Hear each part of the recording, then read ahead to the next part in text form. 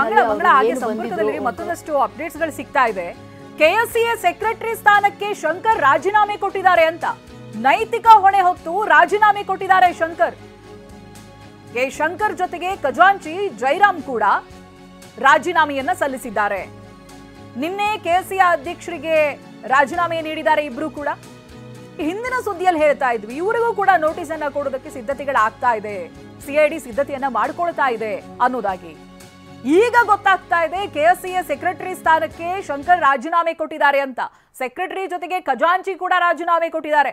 ನೈತಿಕ ಹೊಣೆ ಹೊತ್ತು ರಾಜೀನಾಮೆ ನೀಡಿದ್ದಾರೆ ಶಂಕರ್. ಅದರ ಜೊತೆಗೆ ಖಜಾಂಚಿ ಸ್ಥಾನದಲ್ಲಿದ್ದು ಜೈರಾಮ್ ಅಂತ. ಇಬ್ರು ಕೂಡ ನಿನ್ನೆ ದಿನನೇ ಕೆಎಸ್ಸಿಎ ಅಧ್ಯಕ್ಷರಿಗೆ ರಾಜೀನಾಮೆಯನ್ನ ಕೊಟ್ಟಿದ್ದಾರೆ.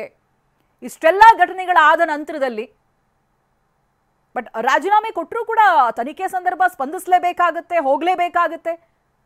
ನೋಟಿಸ್ ಕೊಟ್ಟಿದ್ದಾರೆ ಅಂತ ಹೇಳಿದ್ರೆ ವಿಚಾರಣೆಗೆ ಹಾಜರಾಗಲೇಬೇಕು. ಸಿಐಡಿ ಅದಕ್ಕೆ ಬೇಕಿರುವಂತ ಸಿದ್ಧತೆಗಳನ್ನ ಮಾಡ್ಕೊಳ್ತಾ ಇದೆ. ಆಮೇಲೆ ಯಾರೂ ಕೂಡ ಇದಕ್ಕೆ ಪ್ರತಿಕ್ರಿಯೆ ಕೊಡೋದಕ್ಕೆ ರೆಡಿ ಇಲ್ಲ. ಕಚೇರಿಯ ಹೊರಭಾಗ ಸಿಕ್ಕಾಗ್ಲೂ ಕೂಡ ಮಾಧ್ಯಮದ ಪ್ರಶ್ನೆಗಳಿಗಾಗ್ಲಿ ಯಾವುದಕ್ಕೂ ಕೂಡ ರೆಸ್ಪಾಂಡ್ ಮಾಡುವಂತ ಮುಂದಕ್ಕೆ ಬಂದಿಲ್ಲ ಯಾರು.